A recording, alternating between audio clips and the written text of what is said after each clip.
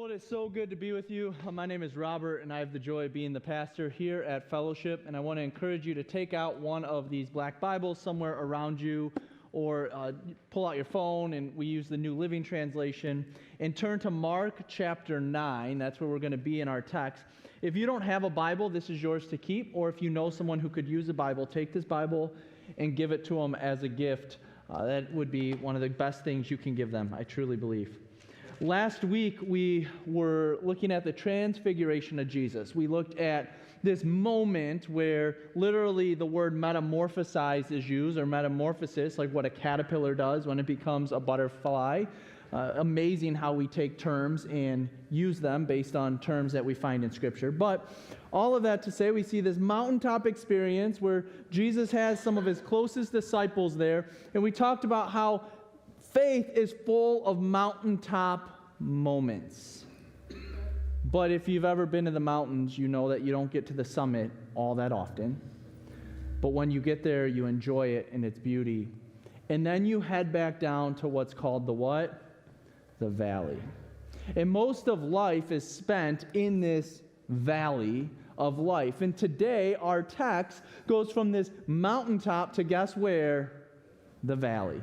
And we get to see something a little bit different than what was with the transfiguration. As we think about this, I started to think about our culture. I started to think about our society. I started to think about things that we've experienced historically. And I've tried to say, how do we apply that text to today's world?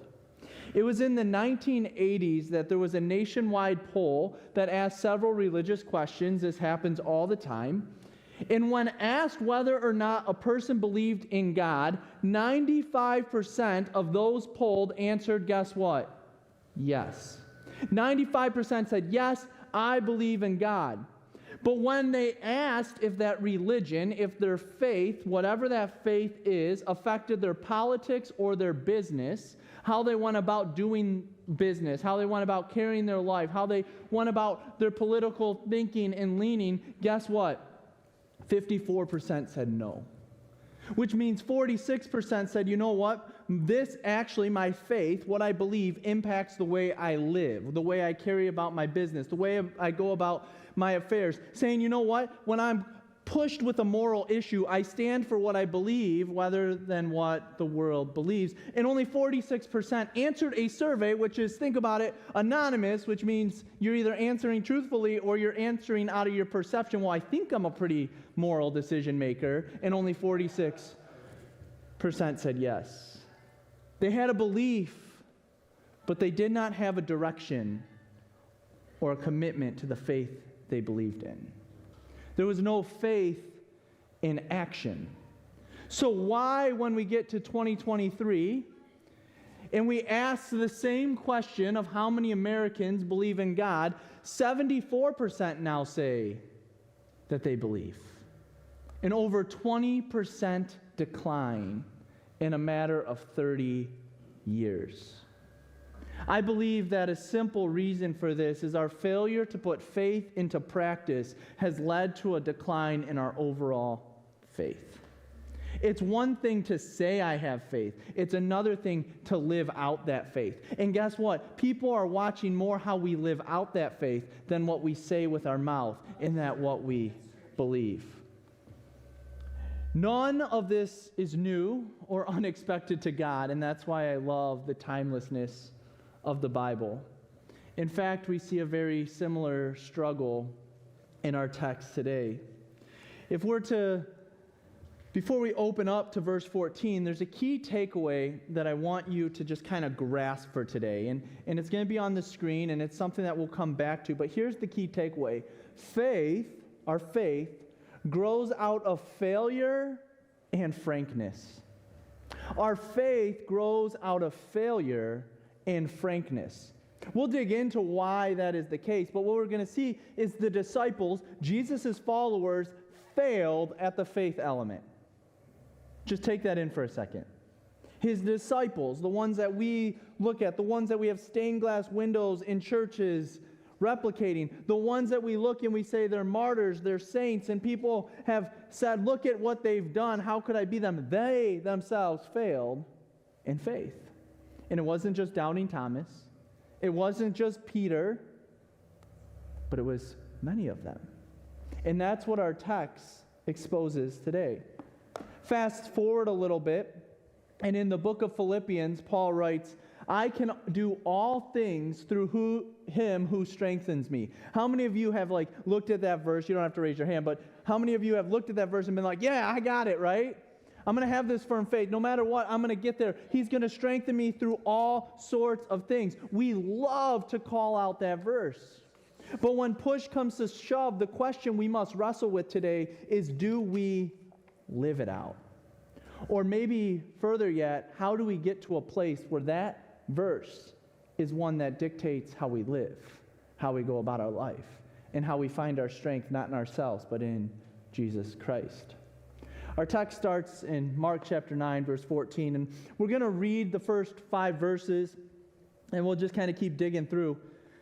When they returned to the other disciples, so key note, right? When they returned, where are they returning from? The mountain. And who's when they returned? They is Peter, James, and John, the close 3. Let's call them the big 3, not the automakers, but, the big 3 disciples. Peter, James, and John, they're coming down with Jesus. And they saw a large crowd surrounding them. And some teachers of religious law were arguing with them. When the crowd saw Jesus, they were overwhelmed with awe, and they ran to greet him. What is all this arguing about? Jesus asked. One of the men in the crowd spoke up and said, Teacher, I brought my son so you could heal him. He is possessed by an evil spirit that won't let him talk. And whenever the spirit seizes him, it throws him violently to the ground. Then he foams at the mouth and grinds his teeth, becomes rigid. So I asked your disciples to cast out the evil spirit, but guess what? But they couldn't do it. Do you see the scene? Do you see the scenario? Here we have Peter, James, and John coming down from the mountain. They see this crowd that is gathering. The disciples are back at the bottom, right? So they're up there on this top having this holy moment with God, and where are they? Struggling just to figure things out. They're not at the transfiguration. In fact, as we saw through Jesus' words, Peter, James, and John wouldn't even tell them about the transfiguration until after Jesus rose from the dead. And so they're coming back down. They had this holy moment. They didn't. And then we see the crowd is arguing. Can you imagine, literally, you're going from this, okay, let's pitch a few tents, let's just stay up here, to arguing. That's never been the case, right? So I have the blessing of being able to help, all of us navigate this thing we call life. And it seems hilarious how many fights in families are on the way to church or the way home from church. It's like we can have these holy moments, and then all of a sudden the holy moment is gone, and it's filled with arguing just like the crowd. And so amidst all of this arguing, a man, he's brought to Jesus. And they're in awe of Jesus. And they bring this man because he's possessed. So how often do people get brought to church? Maybe we're struggling for something. They bring them and then they leave and they're like, but I didn't find the hope I was hoping to find. I didn't find the healing I was hoping to find. I didn't find this X that I was hoping to find. Here we have it where they are bringing this man. The father's like, look, my son, he's possessed, which we can get into the fact that, we'll get into it, that there is possession that Satan wants to destroy. And so there he is, he's possessed, and they're trying to go to Jesus' disciples because Jesus is up on this mountain having a holy moment. And so they come back and they're like, but heal him. And what do the disciples say? They're like, and they fail. And so then they're arguing about it. Finally, Jesus comes down and they're like, oh, Jesus, you can do it. Do you see the chaos in the scene? Do you see what's taking place? And how often have we in our faith journeys been in very similar places? Earlier, the disciples were able to have these miraculous healings.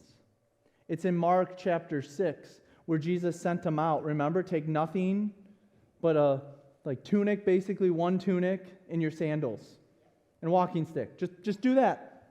And then come back with stories. And what do they come back? Well, it says, so the disciples went out, telling everyone they had met to repent of their sins, turn to God. They cast out many demons and healed many sick people, anointing them with olive oil. Do you see what happened? Just 3 chapters earlier, the disciples had success. 3 chapters later, the disciples have failure. I find that this shows the humanness of the disciples, just like I find that this shows the humanness of the church. All too often, I've seen people claim to be the healer or claim to be the one who can do these powerful works, but it's the minute that it goes from Jesus to me that things begin to change. Because the faith is no longer in the Almighty God, but it's in the Almighty Self. And that is a dangerous, dangerous place when it gets there. And here the disciples are unable to heal this man. And I believe it's because there is an element of faith that is lacking. Why do I say this? Because look at what Jesus says to them in response in verse 19. Jesus said to them, now there's an exclamation point, "You faithless people." You faithless people. Why couldn't they heal? You faithless people. With an exclamation point.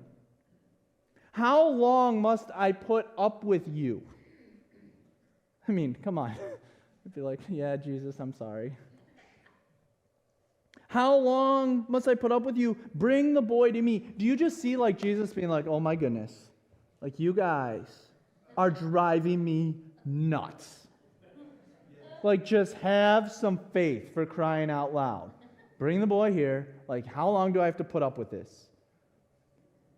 But this story, believe it or not, is very familiar. It's not just something found in Mark, but it's something that reminds me of an event that took back all the way in Exodus with a man named Moses. Do you remember Moses? He goes up on Mount Sinai, and God inscripts into these tablets of stone the 10 Commandments. And while he's having this holy moment with God, what's happening down on the bottom of the mountain? Well, on the bottom of the mountain, the people are getting restless. The people are wondering, where is God? And it tells us in Exodus 32:1, when the people saw how long it was taking Moses to come back down the mountain, they gathered around Aaron. In other words, they were like, peace out, Moses, we're done with you. Come on, they said, make us gods who can lead us. We don't know what happened to this fellow Moses who brought us here from the land of Egypt. All of a sudden, this holy moment's happening on the mountain, but down in the valley, they're quickly turning from God. This is what I see happen over and over in faith. I had that holy moment with God, but when I'm in this valley, I'm going to question God. I'm going to fight God. I'm going to argue with God. I'm going to even say, where are you, God? You don't even exist. And sometimes we make that decision, like the Israelites did, to just say, screw you, God. I'm going to make gods of my own. And this is a reality, because faith is tested in the valleys of life. Jesus arrives to a crowd anticipating him. The people are looking for a way to heal the boy, and the crowd is overwhelmed with excitement when they see Jesus. Do you see the excitement that they have here? It tells us that they were overwhelmed with awe in verse 15. The excitement, I believe, was for 2 reasons. One, Jesus was the celebrity they were expecting. I love sports, right? I overuse that, I'm sure, because I enjoy sports. But I'm always in awe if you go to like a game. The people who will stay hours after the game just hoping to get an autograph or a handshake or a hi or, oh my goodness, they noticed me from one of the players. Here I see the people being like, all right, these disciples are failing me, but I'm going to wait till Jesus really shows up. It's like waiting for him. He was a celebrity that they were expecting. This was the miracle worker. This is the one that they had heard about. I also believe, though, it was because Jesus was their last hope. For this man, he had tried and he had tried. He even brought his boy to Jesus' disciples. I mean, think about that, the faith he had to say, you know what? Maybe they can heal him because they've been with Jesus. And yet, that failed. But he still waits for Jesus. And when they return in verse 14, it says they saw a large crowd surrounding them. And of course, as we see throughout Mark, the religious leaders are arguing with them. Shocking. And so it doesn't strike me as if the disciples exactly have control of this situation, does it? It seems like utter chaos. And doesn't life sometimes feel like this moment? An analogy I could use is that life is like a roller coaster. It's full of ups. It's full of downs. Now, I hate heights. So to me, like the up is actually the worst part of the roller coaster and the down is the best part. So you define whatever way you want to define it. But it's full of twists, it's full of turns, it's sometimes full of loops that have you upside down, not knowing which direction you're going. And life is full of these moments. As parents, I can tell you there's so many times that I feel like I'm twisted every which way. And everyone I talk to says it doesn't get any easier. At work, you feel the pressure and the forces on you like those bugs splatting you in the face. At the doctor's office, you hear news that sends you into a dark tunnel that you didn't even see coming.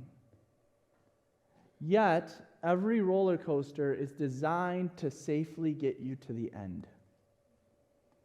There are twists and turns, but the end is in the design. Life and faith are much like this. We may feel completely out of sorts or out of control, but it is then that we have to know that God is the track that is holding us on the course. I don't think the wisest thing to do through the middle of a corkscrew is to undo your seatbelt and get rid of your bar. But yet on this journey called life, do we truly trust the track that God has us on? Or do we say we got to get rid of our seatbelt, get off our bar, and we're going to make a way for ourselves, hoping I have a parachute on my back? Life is like that. I wish I could say life is full of these flowery, wonderful, great moments, but every one of you in this room knows at some point you've had to experience tragedy and triumph. At some point you've had to go through things that you didn't expect to go through. At some point in life you've had to persevere through things that you never saw coming. And yet you're on these twists and these turns of life. It's called the valley. And the question is, are you relying on Jesus Christ as your tracks to safely get you to the end? Here, it seems like the disciples have lost control. Things are going every which way. They're turning this way and going that way, looping up this way, diving down this way. The father comes to him because he's at the end and he doesn't know what to do about his son. If you look at verse 18, it gives us a picture into what he's going through. He says, whenever the spirit seizes him, it throws him violently to the ground. Could you imagine seeing your son get thrown violently to the ground? And then he foams at the mouth and grinds his teeth and becomes rigid. So I asked your disciples to cast out the evil spirit, but they couldn't do it. This is a reality that I don't think we talk about nearly enough. As you look at the case of this kid, sometimes we just try to give explanations for it, or we try to figure it out, but what he was experiencing is a demon possession that they had no control over.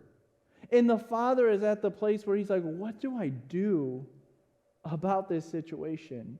And then he says, I asked your disciples to cast it out, but they couldn't do it. And so Jesus comes in and he redirects the situation. He keeps it on track, but he points out a major issue.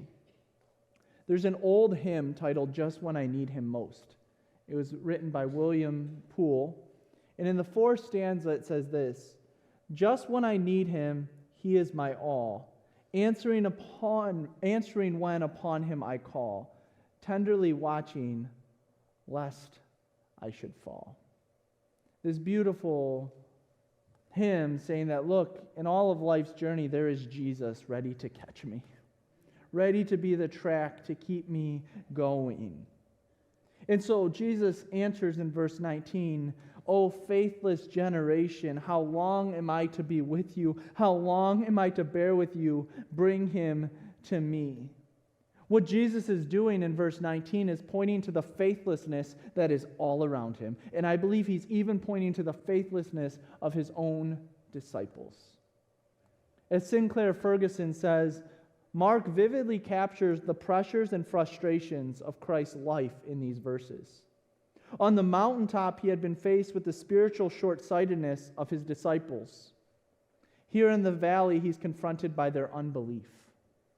It was up on the mountaintop, they're like, let's just stay here, Jesus. We don't want anything to go. We don't want you to go to the cross. We don't want you to go to Jerusalem. We don't want you to really care about Robert Went in 2024. We just want you to care about us.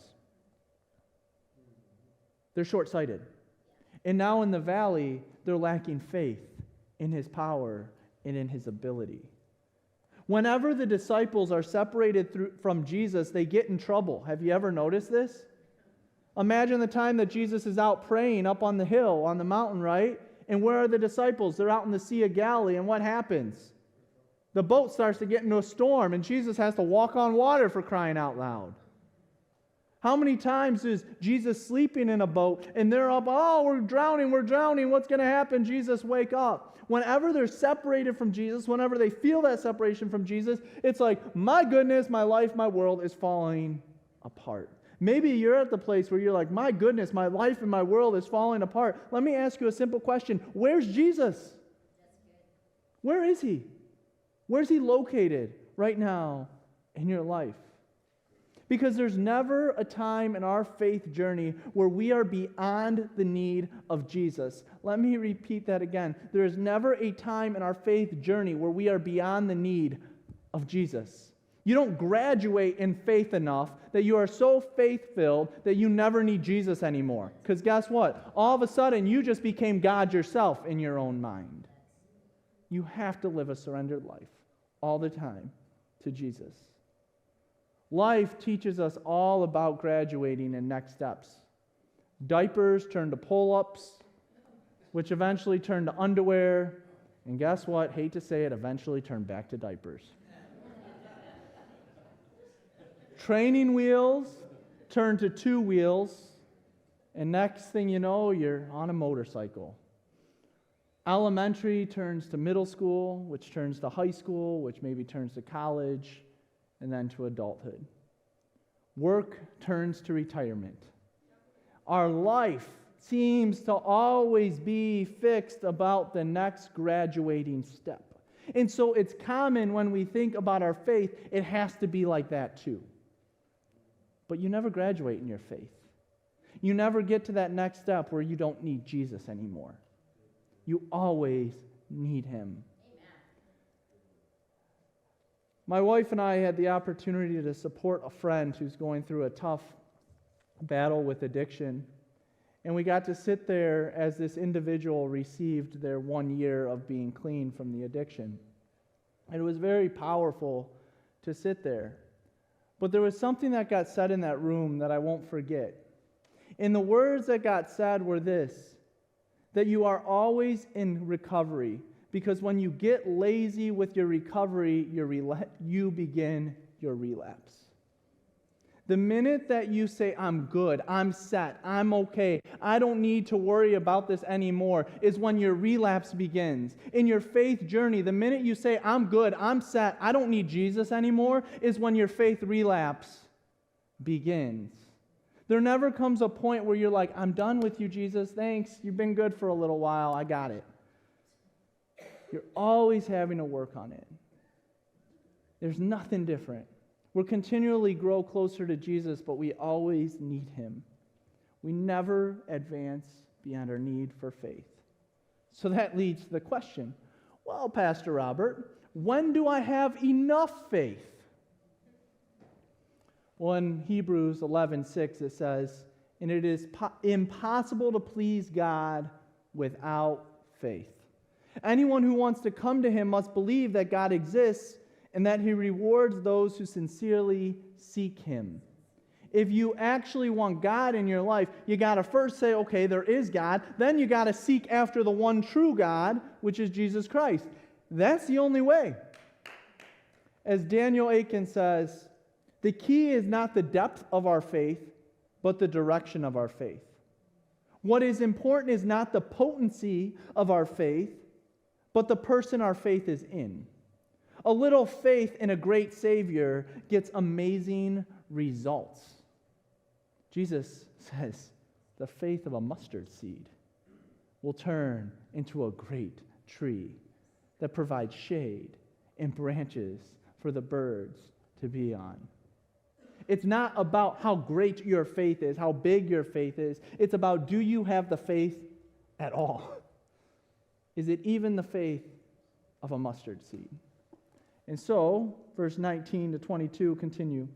Jesus said to them, "You faithless people, how long must I be with you? How long must I put up with you? Bring the boy to me." So they brought the boy. But when the evil spirit saw Jesus, it threw the child into a violent convulsion, and he fell to the ground, writhing and foaming at the mouth. "How long has this been happening?" Jesus asked the boy's father. He replied, "Since he was a little boy. The spirit often throws him into the fire or into the water, trying to kill him. Have mercy on us and help us if you can." This is a tough verse to read, because immediately you see the Spirit see Jesus coming, and it's like, I got to have one last act. And it tries to do everything it can to destroy this boy. Satan takes struggle and he turns it into destruction. If you allow Satan to have a grip of your struggle, he will destroy you. There is no way around it. I'll never forget a man who was in my office, and we were praying over this man, and we were praying over him, and we were praying over him, and you could actually physically see him wrestling with the demons that were possessing him. And he said these words, "I will not let them go. I'll spare you from what happened eventually." But I saw that man's life take a turn that I hoped it wouldn't. If we are naive to the spiritual forces in this world, we are naive to God himself working in this world. Because Satan desires to destroy. And it's when you're struggling, and you're struggling, and you're struggling, and you're not putting your faith in God, but you're saying, you know what, it has to come from somewhere else, that, guess what? Satan loves to get into that situation. And we see that he even can have control over it. Because Satan loves a world where people think they have faith, yet they are far from it. In Matthew 15, Jesus says, "These people, they honor me with their lips, but their hearts are far from me. Their worship is farce, for they teach man-made ideas as commands from God." One thing I know is we have to be careful to say, where's my faith in these situations? Because when it's gone and it seems non-existent, Satan loves that. But here's good news. Demons hate Jesus. It tells us in verse 20, when they brought the boy, when the evil spirit saw Jesus, it threw the child into a violent convulsion. When did it do it? When it saw Jesus coming. All of a sudden, Jesus is coming into the situation, and the demon's like, I can't let him get a hold of this situation. The main objective of Satan and his demons is to destroy. The oldest book in the Bible is not Genesis. Did you know that? The oldest book in the Bible is the book of Job.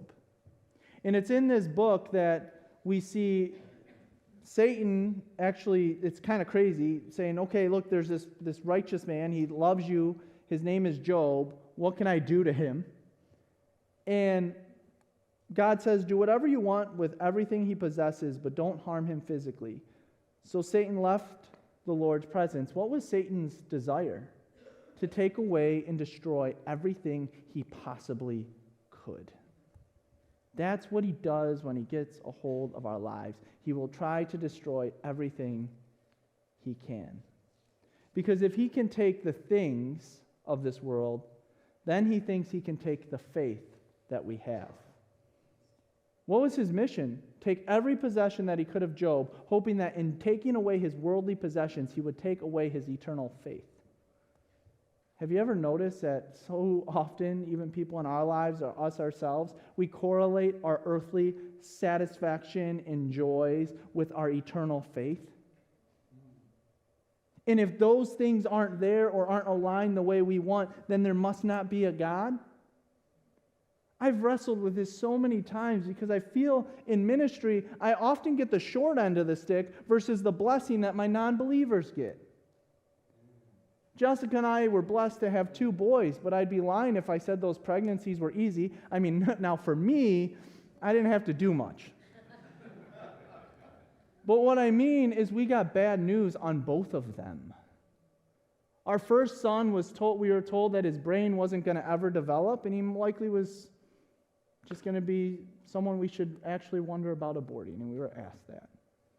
And I remember us standing strong and saying, "Oh, God is a perfect God who will knit him together in a perfect way."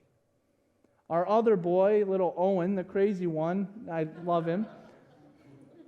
But you should see this kid cross over and dribble between his legs. We were told that he was going to be a midget, that his limbs would never develop, and that he would kind of never amount to anything of physical stature. Now the kid will go tackle a kid 3 ages older than him. Why do I say that? Why do I share that? Because then I look at my friends who don't have any faith at all, and they never get bad news. Everything is always good. Everything seems great.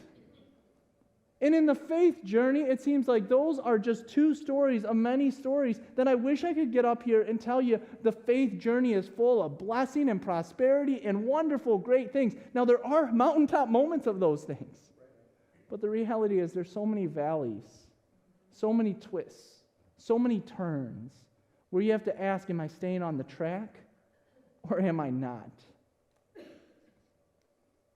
Satan's goal is clear in the text. He wants to destroy the boy. It's in verse 21 and 22. It says, "How long has this been happening?" Jesus asked the father, and he replied, "Since he was a little boy. The Spirit throws him into the fire or into the water, trying to kill him. Have mercy on us and help us if you can." Here's the good news. God's mercy is greater than Satan's destruction. The Spirit often throws him into these, but the Father asks for what? The mercy of God. And there's a question that he asks there that is so true, that I think if we're honest about our faith, we are just like this Father. In verse 22, he says, the Spirit often throws him in the fire, into the way. Have mercy on us and help us, catch this, if you can. Have you ever realized we often approach Jesus with those same prayers? If you can heal, Lord. If you can do this, Lord. If you can help in this way. If you can come through in this way. It's almost like an excuse. Like, I want to protect myself in case you don't. If you do, though. And look at Jesus' response in 23. Because when you pray like that, I hope you also hear Scripture. Because he says, what do you mean, if I can? Do you see the arrogance of Jesus, well deserved? Yes. What do you mean, if I can? There is a confidence there. There is like a bravado there. There is like, heck yeah, I can. Jesus asks, anything is possible if a person believes. There it is, the matter of faith. Where's your faith at in the situation? If I can, heck yeah, I can. But where's your faith? Do you have it in me? Psalm 34 says, taste and see the Lord is good. Oh, the joys of those who take refuge in him. This all gets us back to the question, how much faith is enough?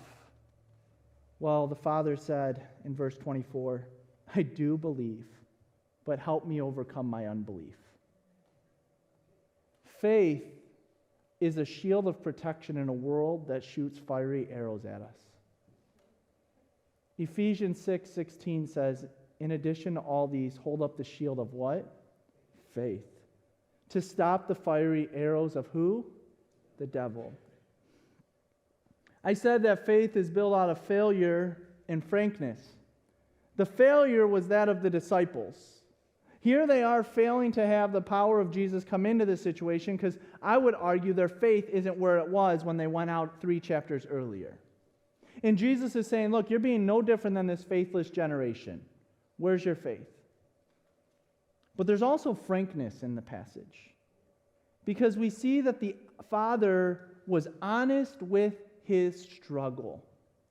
I do believe, but help my unbelief. If we're to be honest, faith is not always this like, okay, I'm just going to jump off this thing, like, here we go. It's still that place of, I believe you're there, Lord, but help me where I'm struggling with you. There's a frankness there. There's an honesty there. And I think the reality is we're sometimes scared to say that other part of it. We're quick to say, I do believe, but the slow part is, but help me in my unbelief. And that's where the Father is being honest. But the Father brings that struggle to Jesus. He knew that there was unbelief, but he asked Jesus to help him with it. I believe recognizing our limits is so important for us to grow in our faith. The Father is in effect saying, I know my faith is incomplete and limited, but I still trust you, Jesus. We never know what tomorrow's going to bring, but the question is, do we trust Jesus with tomorrow? Sure, there is room to question and to doubt and to worry, but recognizing that relying on Jesus will help you overcome is actually exercising your faith. There are so many times where we have to be honest and say, you know what? It's okay to say, God, here's my struggle. God, here's what I'm wrestling with. God, here's what I'm battling. God, here's where I'm doubting. God, here's where I'm questioning. I have faith in you. Yes, I know you're there, but help me where I don't have it, where I have some unbelief. There are so many situations in our life where we say, okay, you know what, God? I know you're there, but this news I just got, I'm really struggling with it. God, I know you're the almighty healer. I know you're the one who knits my child together in the mother's womb. But Father, I'm struggling to see that knitting happening right now. Help me in these situations, Lord. I know you're there, but help me where I'm struggling. When you are getting honest with God, you're working on those muscles of faith. And so when Jesus saw the crowd was growing, verse 25, he rebuked the evil spirit. Listen, you spirit, what makes this boy unable to hear and speak? He said, I command you to come out of this child and never enter him again. Then the spirit screamed and threw the boy into another violent convulsion and left him. The boy appeared to be dead. A murmur ran through the crowd that said, he's dead. But Jesus took him by the hand, helped him to his feet, and he stood up. Here's the thing. Jesus has power and authority over the demonic. We see the power of Jesus and we see the authority of Jesus. He calls the demon out and he demands that the demon never enter the boy again. Jesus also has mercy to give the boy a fresh start. Verse 27 says he took him by the hand and helped him to his feet. It literally is him saying he literally raised him up. He took him by the hand and raised him up. He gave him a new life. He resurrected him from where he was, and now the boy had a new chance. That demon was gone to never enter him again. Guess what, church? When we live with the blood of the Lamb, guess what? It protects us. It's like the blood over the doorposts of the Israelites on that first Passover, where the spirit of death cannot come into that household. And Jesus, what he did for us on the cross was to put that blood around our doorposts of our lives. And to be the blood that helps us so that we don't have to deal with Satan. The question is, do you have the shield of faith protecting you from Satan's attacks? And then we see when Jesus was alone in the house with the disciples, the last two verses. He's in the house and they asked him, why couldn't we cast out that evil spirit? That's a fair question. Like, Jesus, now we're alone and we clearly failed. Why did we fail? And Jesus replied, this kind can be cast out only by prayer. Our faith is exercised with hands and knees of prayer. When we're doubting, when we're struggling, when we're going through hard situations that we feel out of control, the question is, are we praying to the God to help us in that situation? Or are we trying to handle it on our own? Jesus makes it pretty simple. They said, why couldn't we do it? And he basically asked, well, did you pray? Did you pray? Did you boldly ask? Did you come to me with faith? Did you come to me like the Father with honesty, saying, I believe you, but help me where I'm struggling, Lord? I feel too often in our prayers, we feel like we have to have it all together, have all the confidence in the world. One of the most transformational times in my life is when my life was falling apart. And I went to the Lord and I said, Lord, I don't even know if I believe in you anymore. Well, here's the thing, I'm praying to him. Clearly I have some sort of faith like a mustard seed. But I'm saying, Lord, I don't even know where you are in my life. I feel like my life is spiraling out of control. I feel like I've lost it all. I just need you, Lord, and I don't see you in my life. Show up. Help me. Get me on the right track. And you know what he did? Little by little, he answered that prayer. And he does that for us all the time. The question, do we get to a place where we fall to our knees, fall flat on our faces, and say, Lord, I need you? Or do we try to come to God with a pumped up chest to say, I got it? Self-sufficiency is a skill the world teaches us to have. It tells us that we can do it on our own and you are strong and capable. Have you ever heard that? You can do it. You can do it on your own, in fact. You don't need that person. All right, no. That's all the time for breakups. I've always heard that. Like, yeah, you don't need that person anymore. You are strong and capable. You're a strong person. You can do everything you want to do. And while these are catchy statements, they're actually not accurate to the life of faith because you can't do it on your own. And you aren't strong and capable because life is hard and there's no easy way around it. However, with prayer, you will get through it. Because faith grows out of failure and frankness. It's all those times that we've gone to God or we've tried to do things on our own and we've failed, that our faith begins to grow where we realize we can't do it on our own. And it grows with frankness. When we get there and we say, I need to be honest with you, God. This is where I'm at. And so my first thing is for us to recognize, where have we failed? How have we tried to do things on our own and come up short? And the second thing is, how are we being real about our limitations? Where do we need to lean into Jesus and say, look, I don't have it all. I can't do it all. I need to put my hope and my faith in you. I believe that we have the potential to be a great people who practice our faith. But we don't just want to say we have it. We want to actually pray like we have it. And so, church, I challenge us. Will we be a people that fall to our knees, that get humble before the Lord, and pray not if you can, but Lord, I believe you can. But help me where I'm struggling. You pray with me?